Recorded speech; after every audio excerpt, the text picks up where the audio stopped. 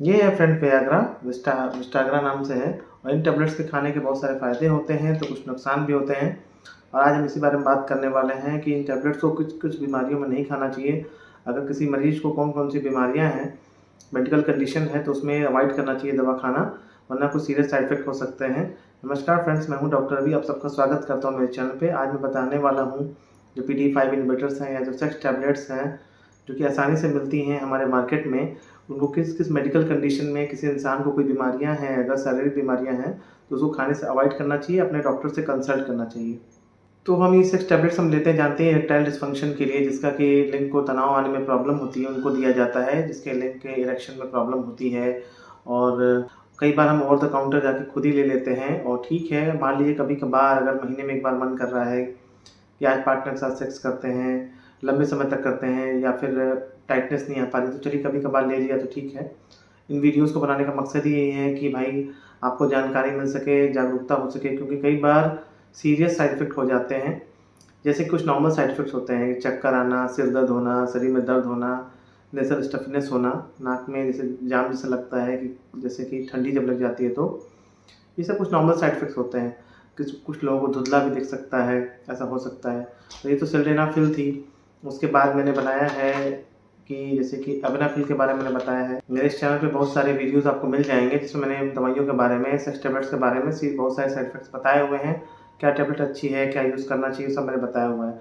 आज मैं बताने वाला हूँ कौन-सी मेडिकल कंडीशंस अगर हो गई, किसी इंसान को कोई बीमारी हो गई है, तो वहाँ पे सावधानी से यूज़ करना चाहिए या बिल्कुल यूज़ नहीं करना चाहिए। तो वीडियो को पूरा ध्यान से देखिएगा, आपको अच्छा समझ में आएगा। तो फ्रेंड्स, ये सब जो दवाइयाँ होती हैं, इनका हार्ट पे, बीपी पे बहुत ज़्यादा इफ़ेक्ट पड़ता है, ब्लड प्रेशर को बहुत ज़्यादा रेगुलेट करती हैं और ब्लड वेसल्स को ओपन कर देती हैं, वहाँ से खून जो ज़्यादा बहने लगता है।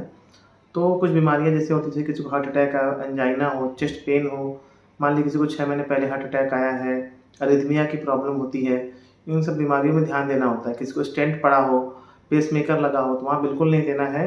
कम से कम अपने डॉक्टर से, कार्डियोलॉजिस्ट से बात के देखना है कि आपके हार्ट की कंडीशन क्या है, लिपिड प्रोफाइल डिरेंज है, आपका लिपिड प्रोफाइल सही नहीं है, तो वहाँ पे नहीं देना। आँख की प्रॉब्लम है, कोई रेटिनोपैथी हो गई है, सीवियर डायबिटीज़ हो गया है, आँखों से धुंधला दिख रहा है, कोई प्रॉब्लम है, तो वहाँ पे ध्यान देना है कि यहाँ पे हम ना दें। कोई सीवियर अल्कोहलिक है, तो उसमें क्या होता है, चक्कर-वक्कर आने के चांसेस ज़्यादा होते हैं।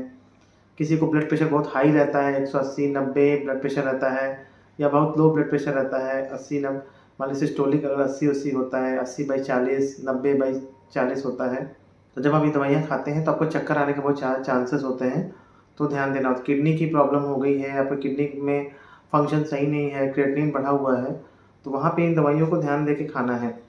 अगर मान लीजिए किसी को भगवान ना करे लेकिन ब्लड कैंसर हो गया है या सिकल सेल एनीमिया हो गया है, तो उनमें इन दवाइयों का परहेज़ बहुत ज़्यादा करना होता है। कोई इंसान स्मोकिंग करता है, सिगरेट ज़्यादा स्मोकिंग करता है, चेन स्मोकर है और उसको ज़्यादा करता है, तो वो भी क्या करता है, ब्लड प्रेशर को इफ़ेक्ट करता है, रेटिना में प्रॉब्लम हो सकती है। और किसी इंसान की उम्र ज़्यादा है, 60 साल, 70 साल, 75 साल के लोग हैं, कई बार मेरे यहाँ लोग आए हैं जिनका बीपी का प्रॉब्लम रहता है, वो भी सेक्स टैबलेट की डिमांड कर देते हैं। इन लोगों में क्या होता है ना कि चक्कर आने के चांसेस ज़्यादा हो सकते हैं, क्योंकि उम्र इतनी ज़्यादा है, तो प्रॉब्लम हो सकती है। किसी का पेनिस में ही प्रॉब्लम है, कर्वेचर ठीक नहीं उसका है, या बचपन से कोई प्रॉब्लम है, तो वहाँ भी ध्यान देना है। किसी को पहले सीरियस साइड इफ़ेक्ट हो चुके हैं, मान लीजिए 4 घंटे ज़्यादा इरेक्शन रह चुका है, जिसको एक कंडीशन कहा जाता है प्रियापिज़्म, तो वहाँ पे भी ध्यान देना होता है। दवा की जो डोज़ होती है उसको कम से स्टार्ट करना होता है। ऐसा नहीं होता है कि एकदम से हमने ज़्यादा डोज़ दे दिया और एकदम कर लेना है, क्योंकि जितनी कम डोज़ में हम दवाइयों को यूज़ करेंगे, जो भी PDE5 इनहिबिटर्स हैं, जैसे सिल्डेनाफिल, तडलाफिल, अबनाफिल, उतना ही अच्छा रहता है, शरीर की आदत कम से कम रहती है। नहीं तो अगर आपने ज़्यादा डोज़ ले लिया और उसके बाद आप फिर से जब बार-बार आप लेते हैं, तो फिर आपका कम डोज़ में असर नहीं आएगा। और कोशिश करिए कि दवाइयों को कम से कम लें, सिर्फ़ मज़े के लिए नहीं लेना है। मैं तो देखता हूँ कि 20 साल के लड़के भी कई बार आते हैं और कहते हैं कि हमको टैबलेट चाहिए, क्या टैबलेट ले लें हम? क्योंकि उनको अपनी गर्लफ्रेंड को सैटिस्फाई करना है या झूठ-मूठ के अपने आप की मर्दानगी साबित करनी है। तो धीरे-धीरे शरीर की आदत हो जाती है, नसों को भी खराब करती हैं दवाइयाँ।